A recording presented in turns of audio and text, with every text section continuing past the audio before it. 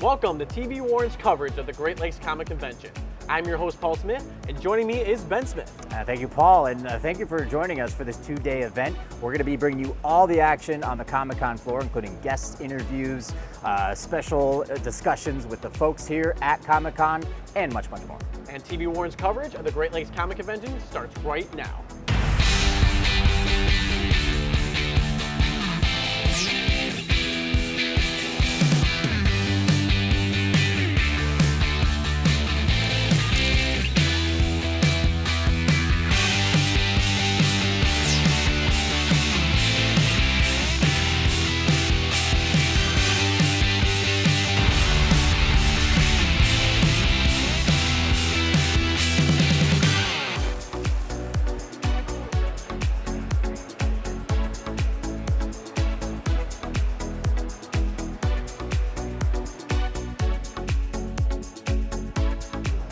Here at the Great Lakes Comic Convention, there's plenty of different vendors, artists, craftsmen, anything that you can think of, and we don't want to miss any of it. Yeah, they have a lot of cool stuff, which is why we sent Nick Candela to the floor to check out what's at your booth.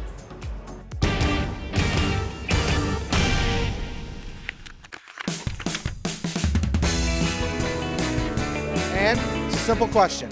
What's at your booth? What's at our booth? This is a Source Point Press booth. We've got all kinds of good stuff here. Primarily it's horror, sci-fi, and fantasy. I've got my books. Also we have Casey Pierce and David Hayes here with their books so they can sign them for people.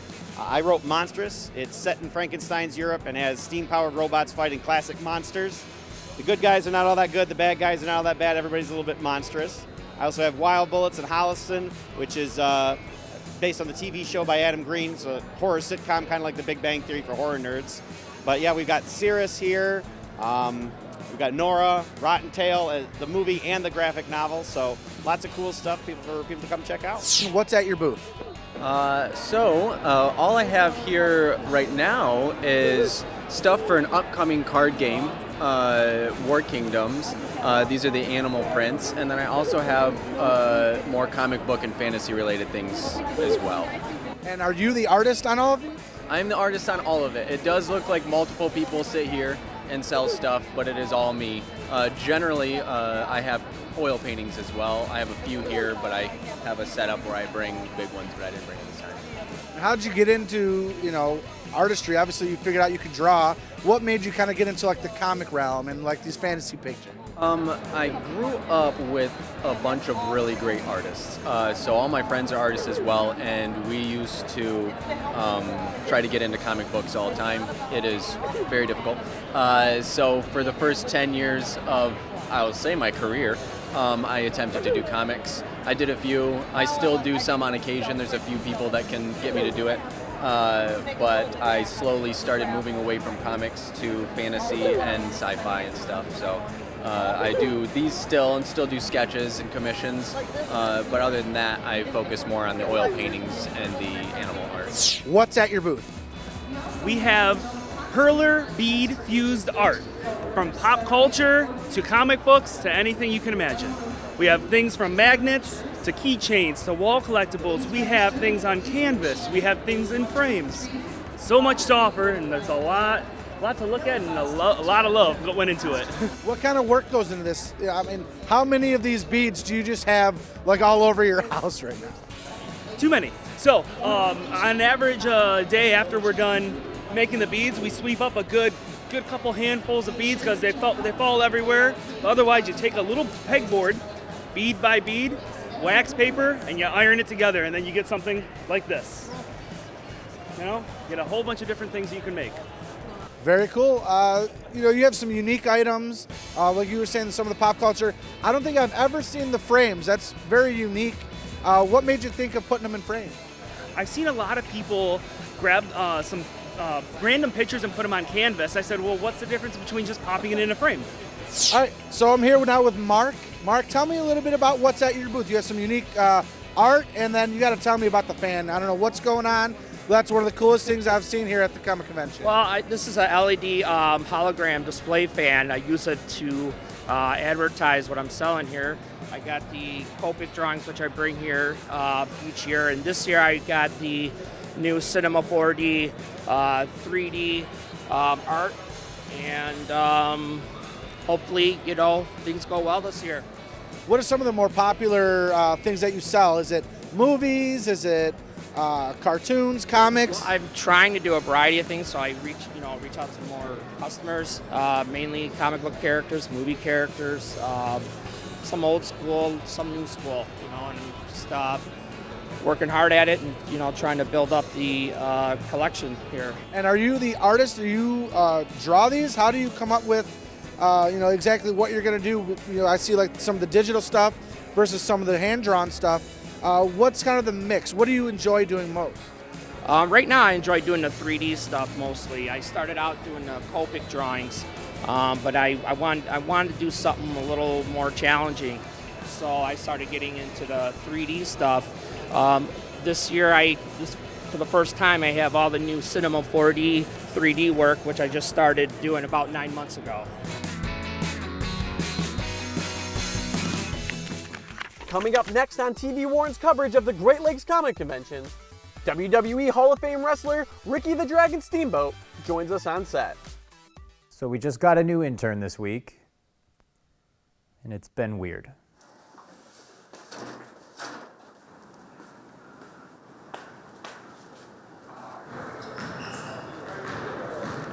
We're realizing that he's not much of a people person.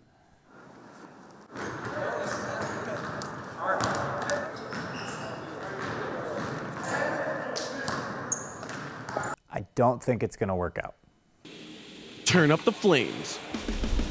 Catch all new episodes of Cooking with Fire with the Warren Fire Department.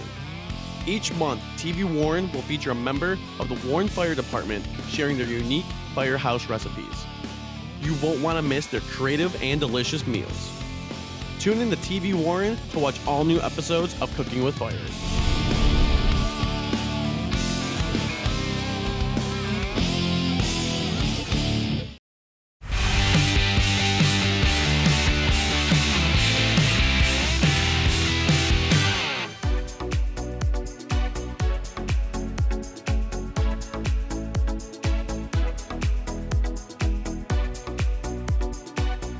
We are now joined here with WWE Hall of Famer Ricky the Dragon Steamboat, WWE Hall of Famer and Intercontinental Heavyweight Champion. Thank you so much for being here on the set with us. You guys, thanks for having me. No, we appreciate you being here. Really appreciate it. So first, we'll start at the top. What really got you into wrestling? I understand you're a high school wrestler. I wrestled in high school, and I grew up in St. Petersburg, Florida. And on Tuesday nights, us guys on the wrestling team in high school would drive across the Howard Franklin Bridge to Tampa at the Armory and watch those guys perform, and we'd be sitting there in the front row or the second row, and we'd be wearing our high school wrestling t-shirts, and we would, hey, we're the real deal, you guys are a bunch of phony balonies, Yeah. But, I sort of, Saturday mornings was glued to watching it, Sure. Florida Championship Wrestling with Gordon Soley. And after a few years when I got out of school, I just started thinking about, I was a pretty good amateur, and started inquiring and found out up in Minneapolis, Minnesota with Vern Gagne. And at that time it was the AWA wrestling. And I went to his training school. It was the same school that Ric Flair went to. Okay. And Flair was a class before me, along with Kenny Patera and the Iron Sheik. Sure, yeah. Yeah, so Big names there. Classic, yeah. So it was a good school, and but really as a high school kid, I was, like a wrestling fan, watching it on TV and watching it on Tuesday nights at the Armory. Okay. Yeah. How much does the high school wrestling, the grappling, translate to professional wrestling? How much do you take from it? Well, a lot of the old school promoters like Vern Gagne up in Minneapolis, Eddie Graham, and other Bill Watts back in the day, they all had amateur backgrounds. So a lot of the old school promoters were, very positive with a kid coming in that had an amateur background in wrestling, as just a guy off the street that just wanted to be a pro wrestler. Yeah. So yes, it did help me get my foot in the door, and it also just going through basic training and learning how to take bumps, it helped me along there too. Yeah. Awesome, cool. So, how did you get the name Ricky the Dragon Steamboat? Yeah. Wow. Okay, I broke in up in Minneapolis and I wrestled the AWA circuit for just a short time, and then Vern Gagne, the promoter, called up Eddie Graham, who was promoting down in Florida where I grew up, and I watched Eddie Graham many times. And he said, "Hey Rick, how would you like to go down to Florida and wrestle in that Florida circuit?" And it was almost like sending me back home, you know. I was like, "Yeah, that'd be great, you know. I'm freezing my butt up here in Minneapolis. Let's go back to the Sunshine State, you know." So the first day I walked in the office and Eddie Graham looked at me and he said, "You know, my real last name is Blood." And he said, "That's a great wrestling name. But basically," he said, "you know, the name Blood is more for a heel. And if you understand the business, that means for a bad guy." And he said, a few years ago, we had a man who was a main event guy. His name was Sammy Steamboat, and he was from Hawaii. And he said, "I'd like to call you Ricky Steamboat, a family relation." They said, "I won't bill you as his son, but maybe a nephew." So, you know, I was 6 months into the business, and all of a sudden, I took on the name of Ricky Steamboat, and went on stuck, from there. right? Yeah, absolutely. And it went from there, yeah. Yeah. Cool. Never met Sam. Oh, no? I watched him in the ring. Yeah. You remember I told you when I was in high school, I used to go watch him on Tuesday nights. Over at Tampa, yeah. But I think it was maybe 10 or 12 years later, I got a letter. Sam had since retired, moved back to Hawaii, and I was living in the Carolinas. That's when I first met up with Ric Flair. And I got a letter in the mail, and it was from Sam Steamboat from Hawaii. Wow. And a lot of those old school, old timers would almost frown upon if you were to take their name. Sure, yeah. Old school guys, you know, they Makes say, sense. Yeah, what the heck's this young kid? You know, I've been campaigning the name for 20 years and all of a sudden he's using it. But, you know, I got a letter of praise from him. That's great. Yeah, so I was just honored. Like, yeah, please, use Yeah, it. Keep the name going. You know, Yeah, right? he was very nice, very good. He was proud of the fact that I'm doing well and carrying the name forward. So That's awesome. And you know, you mentioned that you know, that was the name for a heel, but you went in as a face. So you went in right away, pretty much as a face. Why was it decided that you were going to be a good guy, you'd be a baby face? Well, you know, when I started in the business in the mid '70s, 99% of wrestlers that were breaking into the business started off as a face, baby face. And that was because the heel that was in the ring was most of the time a veteran guy. And back at that time, the heel was the one that called the match. Yeah. So you had to have an experienced guy leading a rookie, and most rookies started off as baby faces. Now, once you got good, if you wanted to turn heel, because then that meant you had the responsibility of leading the match, you know. But most guys started off as faces, and then once they got good, they would turn heel, and that would lead them to lead the match. But Interesting. I stayed babyface throughout my whole career, and there was 2 occasions I went to 2 promotions. One I'm being with Vince, and the other one being with WCW, in which I knew I was getting towards the end of my career. I had already put in like 18 years. Yeah. And I said, you know, I've never had a chance to work as a heel, and I would like to. I said, I've been in the ring with the best heels of the business, the names of the best guys, and I said, I know how to lead a match. And both promotions said, Ricky, you're the consummate babyface. To turn you heel would probably hurt your career, and that would mean hurt our company in selling tickets. So they, you know, both times I got turned down. I was a little disgruntled about it because I always wanted to experience what it felt like to be in the ring and to be a heel. Sure. But I look back on it now and I'm sort of thankful that they said no, because I'm one of the few guys that started off in their career and stayed that way, you know, through their whole time that they were working in the business, and never not once, you know, turned. Sure. It's kind of like staying on one professional team like your whole career or something like that. You know, like a Kobe or like a Derek Jeter or something like that. You know, they stuck with their team. Yeah. That's awesome. That's a good, analogy. Yeah, I like that. Right? Yeah, because it's like, hey, so you almost flipped, and now you just stayed with it. And everyone will just remember. You know, even by Hogan turned heel. Yeah, and then when he went to NWA. World Order, yeah. WCW down, he was Hollywood Hogan, right? Yeah, Hollywood Hogan, Yeah. yeah, Black the and black white, all clothes, that. I couldn't tell you how many times Ric Flair turned babyface and heel throughout his career. You know, Oh, yeah. back and forth. Speaking of Ric Flair. Yeah, speaking yeah. of Ric Flair, you know, Yeah. obviously you have a very past, history with him. Yeah. So what was, you guys screamed at each other on TV, screamed at each other, Yeah. in the ring. What was your guys' relationship like, just not in wrestling, Were you guys actually friends, or was that feud legit? You know, I'm not going to say it never was legit with some other guys. You know, they might have had run-ins, stuff that happens in the ring, guy gets hurt, or maybe the same guy hurts this guy several times throughout his career and they have run-ins. You know, it happens. But you bring up Ric Flair. I'm going to say that we had a lot of respect for each other, but out of the ring, his lifestyle was totally different than mine. Yeah. So we, never really Click like that off. or hook up. Hey, let's go out to the bar, or Right. that was Rick, and that was cool. But we have a ton of respect for each other, and it's only because of how we work in the ring with each other. I've had more matches with him than anybody else, and on a consistent level, he's my number one go-to guy when fans ask me who is the best guy you were in the ring with, and I always say Ric Flair. Yeah. And they were very entertaining. You guys knew how to, Yeah, I was gonna say, we you watched guys a knew how lot to of do your what to do. matches getting ready for this. And Yeah. it was That's a awesome. lot of fun to watch. So, Macho Man Savage, he was a different cat. Yeah, exactly. Yeah, different.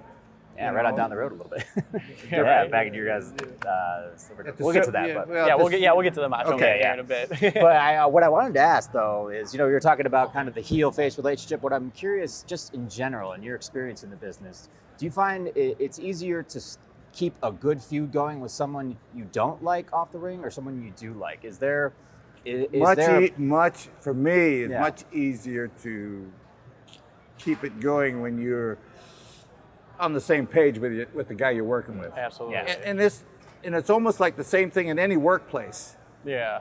If you got people that you work with, you know how much better your work is Sure. than having somebody that you hate to be next to and work or whatever, right? Absolutely. It only makes your work a little more difficult. Yeah, Yeah. it's a little awkward. Yeah. But in the ring with the guy that you click with or gel with, It makes it more fun, right? oh yeah, it's a pleasure. Coming up next, more with Ricky the Dragon Steamboat. Then, Megan Price heads on over to the adult costume contest when TV Warren's coverage at the Great Lakes Comic Convention returns.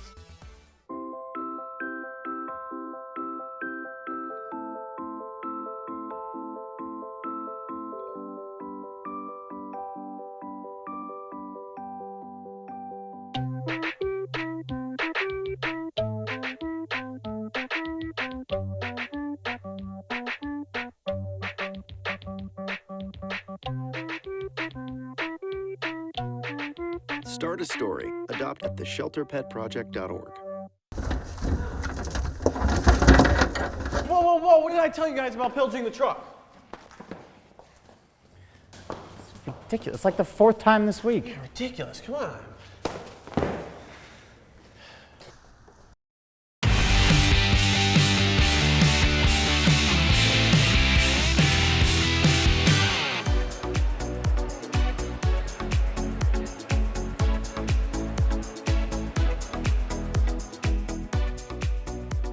And welcome back to TV Warren's coverage of the Great Lakes Comic Convention. We are now joined once again by Ricky the Dragon Steamboat, former Intercontinental Champion, WWE Hall of Famer, and much, much more. So thanks again, once again, for being with us. joining us. Storylines, they either are very simple or they get very convoluted, or especially in the Attitude Era of the WWE. Yeah.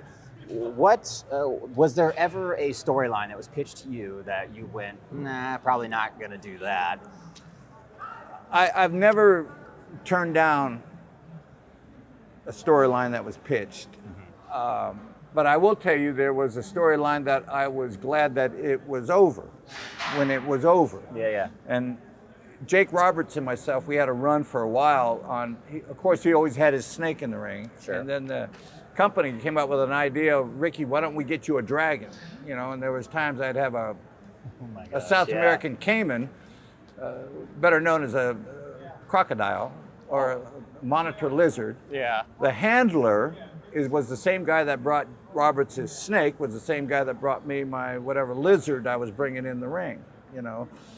And I was so happy that when Jake and I had our very last match, what they call the blow-off match, I think it was on the USA Network back in the day, and that angle was over because then I didn't have to worry about that lizard. Yeah, no more. Yeah, Yeah, right. snake versus the dragon. Yeah, Yeah. that whole angle. Yeah. I mean, on paper, it sounded great. You know, Ricky the Dragon, you got a dragon, right? Yeah. Jake the Snake, he's got a snake, you know.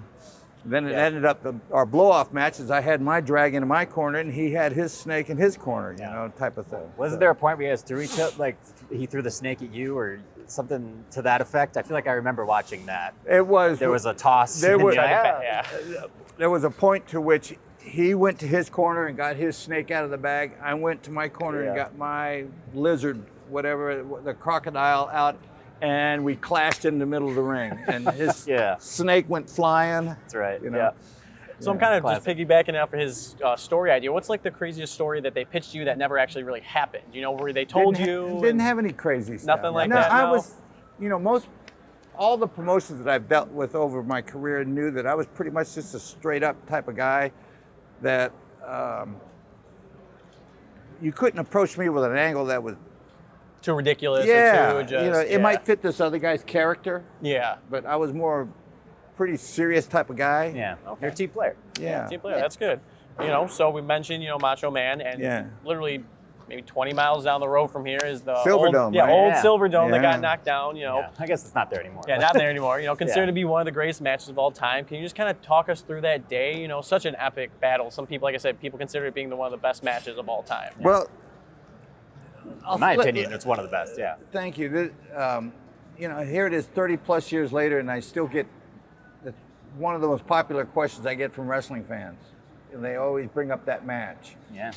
Kids that are 8, 9, 10 years old that weren't even born yet, they always bring up that match. You know, they watch it. You know, Yeah. you know, starting back at the angle, 86 in December when he came off the top rope he went and got the announcer's bell, Yep. and he came out, and we Yeah. started that angle that way. And generally, when you have a big pay-per-view that was coming up, you would have what they call tune-up matches. So what you do, you meet your opponent maybe a month prior to the big pay-per-view, and you have some matches and iron out things so that you have everything in place for the pay-per-view, right? Well, we didn't have that luxury. Vince said, no, Ricky, he said, you're going to make your debut day of WrestleMania 3. No tune-up matches? I mean, what a way to you go, know, right? here it is. It's Hop almost, into the you know, deep end, yeah, yeah. almost 3 months later, from the time we did the angle in December to now, we're doing the, you know, the pay-per-view. So I had to hook up with Savage, and we had to start putting some stuff, you know, some ideas together. And he's a very strict stickler on way of doing things. Okay. You know, very on spot. You know what I mean? It got me to thinking in a better frame because he was so particular. You know, and so that match that we did put together, just sitting down and talking, was a one-off. Yeah. I mean, we didn't have any tune-up. Incredible. Wow. Yeah, It was just like Not even boom, house there you go. shows or. yeah, nothing. Wow. So it was either going to work, or maybe be an okay match, or be one of those matches that people talk about, and it ended up being one of those that you ma- talk yeah, about, it yeah. was- Was yeah. the latter, most definitely. It's definitely one of my favorite matches of all time, and easily one of my favorite interviews of all time. Now you talk so- about the stress level for me. Oh my God! Oh, I'm sure, yeah. Day of the show, we had so many. We brought out a legal tablet, one of those yellow legal tabs, and Yeah. we started writing down spots and moments, and once we got the match, and then I'd go to, okay, number 23 is this, this, and this, and this, and this. Tell me the rest of the match, and then once we got the match, and we started quizzing back and forth, and then the day of the show, I'm walking around backstage going, okay, step number 1 is this, step number 2, step number 3. We had like 150 items. That's intense. Yeah. You know, and then, step number 129 is this, 130 is this, you know. Yeah. I was just so stressed out. I'll never Yeah. forget when the match was over, and after the 1, 2, 3, we had, which was unheard of back then. We had like 20 false finishes. Yeah. And to remember them in order, 20 close moments That you which- have to just make it like that. yeah, and make it look like the fans would think that that's the 1, 2, 3 moment. That's the one. We had 20 of them. We call them false, and then remember 21 is the 1, 2, 3, right? And I remember laying there when it was over, and I looked up at the silver dome at the ceiling, and I'm going, it is done. It is over. Finally, I felt like I got this big gorilla off my back, you know, just trying to remember all these steps and all these false finishes. And Yeah. So it's an epic thing, but we Yeah. thank you so much for your time. Yeah, we really know you're appreciate busy you coming here. out And here. let we me really say appreciate this it. real quick. With everybody that I've been in the ring with, I'm a firm believer on this old saying about a carpenter. And a carpenter told me this, that a carpenter is only as good as the tools he's got to work with. And I've been in the ring with the best. Yeah, absolutely. Yeah. The best, absolutely. Ricky the Dragon Steamboat, Okay, guys. thank you so Thank much. you so much for Thanks being for here. having Pleasure. me. We've got more coverage coming up here at the Great Lakes Comic Con. We'll be right back. Coming up next on TV Warren's coverage of the Great Lakes Comic Convention, Megan Price checks out this year's adult costume contest.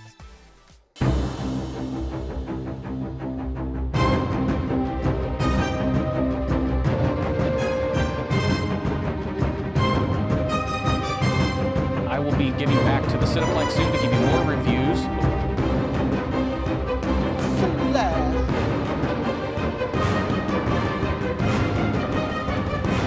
We have a great show lined up for you this time around. Hi, my name's Paul Smith, host of People, Parks, and Programs, right here on TV Warren. Tune in every month for our show, People, Parks, and Programs. I'll take you through all the upcoming activities that are taking place in the city of Warren every month. We'll give you all the latest updates from the Parks and Recreation Department, including how to sign up for things like exercise classes, sporting events, birthday parties, and much more. Whether it's winter, spring, summer, or fall, Warren Parks and Rec is a special event for all.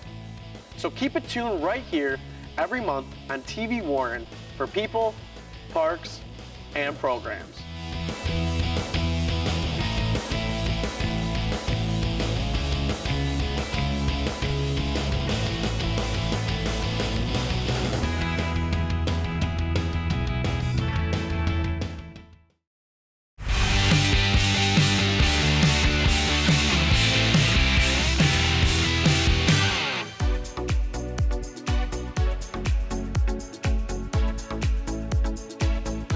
Here at the Great Lakes Comic Convention, we've seen plenty of people cosplay as their favorite characters, and we want to find out who had the best one. Well, a panel of judges decide that, and our very own Megan Price was over there for the adult costume contest. Megan?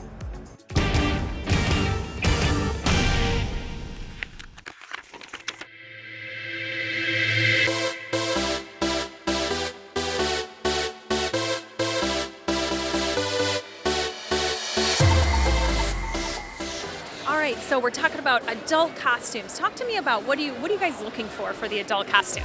Well, me personally, I always look for craftsmanship. I want to see, you know, like, what did you use? Were you inventive? Did you use like a lot of really cool stuff, or was it the same stuff? You know, are you good at sewing? Are you good at using foam or craft paper or cardboard? People make stuff out of all kinds of things. So we're looking for creativity. We're looking for craftsmanship, like your skill, and presentation. It's all about that character, right? That like if you are going to be this awesome armored thing, you can't just come out and be like, I'm here now. Like, I want to see you swing that sword. I want to see like the axe in the air. If you're a princess, I want to hear you sing a song or something. We want like the whole presentation. We want to embody that character. Tell me, what did you dress up as, and what did you receive? I dressed up as Thor from Infinity War, and I received first place for Judge's Choice. And talk to me about your outfit. How did you make it? So starting with my favorite part, Stormbreaker. This is just made of a lot of foam and with a PVC pipe core. So on the inside there's a PVC pipe that we use a heat gun on to bend it into the Stormbreaker shape. We have foam overlaying with little strips of foam to make it look more like a tree, and then tubes of foam going over the axe head to make it look like it's actually Groot from the movie. And this is made with the normal axe shape of foam with indentations and a hollow hammer end so it's less heavy. The actual costume is made of, the leg plating is made out of a few different types of leather and fabric. This is just made out of foam again. We used these little spherical pieces. We cut little slits so that they made this shape, like Thor's breastplate. And then these, they were quilted. So we got a normal piece of fabric that looked like this, and we quilted it over and over to make these lines. And then the cape, 2 pieces of fabric, and then that's pretty much it of the costume. Last year, I got 2nd place for the kids competition. This year, it's just a big triumph for me, having this be one of my favorite costumes that I've ever made. So you won 1st place craftsmanship. Tell me about your costume. Well, most of this was constructed out of cardboard. I'm very crafty with cardboard and all that stuff, and I wanted something that wouldn't be too heavy, that would be somewhat comfortable to wear, and I think I did a good job doing so. I had a lot of fun making this, but the most challenging part was actually making this come to life, because this was based off a TV show. I had only references of pictures from the show, not like anyone has done something like this, and if so, I haven't really seen it. So I just used my own creativity and tried to piece things together as I went, and I still am. Winning, I'm speechless, and where I am today, I want to kind of inspire those who don't feel too creative to actually get creative and just let out all their creative abilities to the world. So. And talk to me about your costume. Who are you? I'm the 7-headed Hydra from Jason and the Argonauts. It's a movie from the 60s, 70s. They used stop motion to make the 7-headed Hydra move. I always wanted to do a stop motion creature because I love stop motion effects because they're so they hold up so good. So I had to pick a stop motion character, and I figured what better one than a 7-headed Hydra. So walk me through your outfit. What is it made of, and how long did it take you to make this? The body and the necks are EVA foam. I molded for the shape. And then I took craft foam to make the scales. I cut out each scale and I built it to scale. And then I used metal bolts to hold the tail on, and it took me about off and on about a year. And then I used a see-through fabric to see out of the big head in the middle. But yeah, it holds up pretty good. A few adjustments I gotta make, but I'm pretty happy with how it came out. I am Thor, son of Odin, god of thunder!